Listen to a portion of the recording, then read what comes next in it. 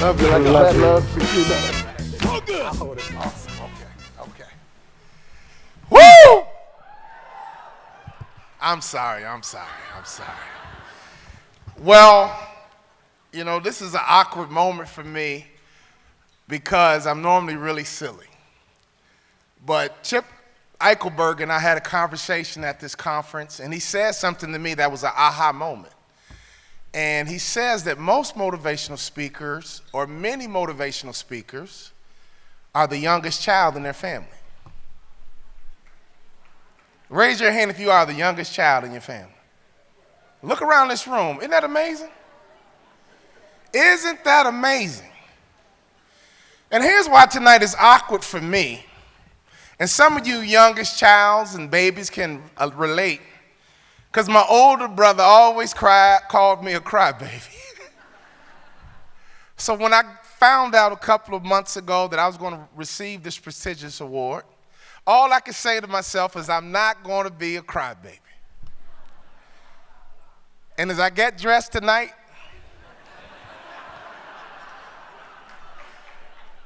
I started working on my speech. My bottom lip started to shudder.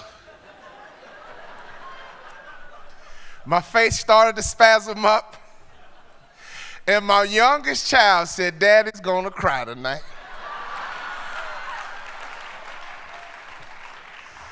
The good thing about being the youngest child, I was always silly. I could always act a fool. In fact, my mother's here tonight. Mom, stand up.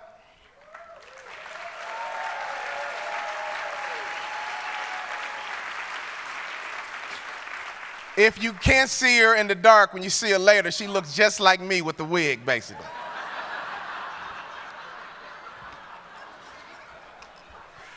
But my mother had a term when I acted silly, and she would say, "You are gone to Stupidville." I spent a lot of time in Stupidville.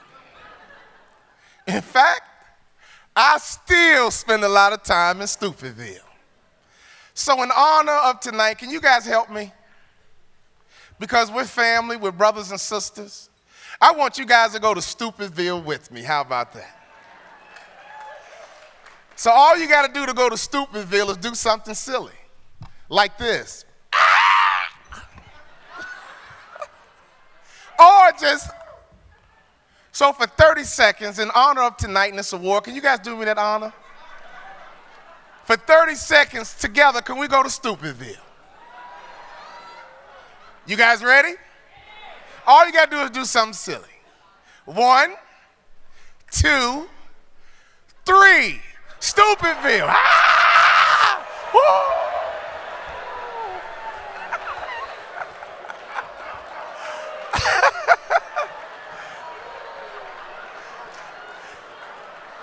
All right, that's enough. You show offs, it's my night. I wanted to go to Stupidville to keep the spirit right, because I don't want my brother to see this video and say, "See, Walter, I told you were a crybaby." But thank God for Stupidville. I was a child of the civil rights movement.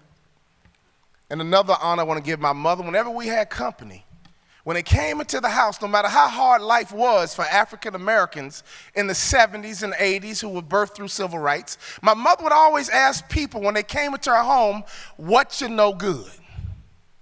So no matter how poor people were, no matter how much degradation would happen to people, my mom would always ask company, "What you know good?" So I grew up in a home that we always focused on positive things. No matter how hard life got, what you know good. My daddy was a high school principal. In fact, my father was my principal. And my father's motto was to go for it. So I was raised by two parents, and it was instilled in me, what you know good and go for it. So one day my daddy bought a basketball goal and put it in the yard, and he bought me and my brother a basketball. And we would play basketball in the yard until the sun went down. And all of a sudden I got a dream of playing in the NBA. It was like a sickness that I couldn't get cured from. I got a scholarship to the University of Minnesota, and for 4 years I struggled. 3 years I sat on the bench. I'm trying to play in the NBA, and I can't even crack the starting lineup of my college basketball team. I went to my coach after sitting on the bench my freshman year. I said, Coach, what do I need to do to play in the NBA? My coach said, you don't play for me, son. And I said, Coach, when I come back next year, I plan on becoming somebody different. And every year, I was voted most improved player, and I became somebody different. When we get together next year in Phoenix, Arizona, come back somebody different. Come back a bigger speaker. Come back a stronger speaker. Come back a more dynamic speaker, because we have 365 days. When we come back next year, I want you to be the most improved speaker on the planet. Can you promise me that?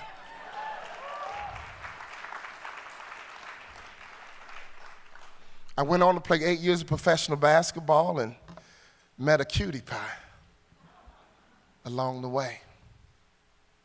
People talk about Walter Bond as dynamic, and Walter Bond's a great speaker, but I'm here to tell you that my wife, Antoinette, please stand up.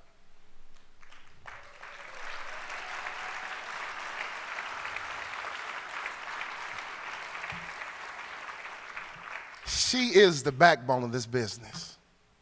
And all I need to do is stay in Stupidville. And she does the rest. Some nights I gotta say, Antoinette, come to bed. That's enough work for today. I want to thank that's time for me to go. Okay, I get it. I want to thank my children, Wesley, Kendall, and Corey. We turned Wesley's bedroom into a green room.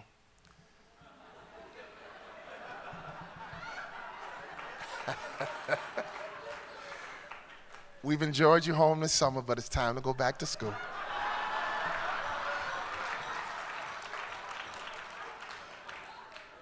My middle daughter, Kendall, does a lot of our video editing. And my youngest daughter does social media. But I met a guy named Desi Williamson at the end of my basketball career. And he told me about NSA. And through NSA, I met Mark Sharonbrock. What a talent. And right there in Minnesota, I saw the next superstars that I need to model my life after.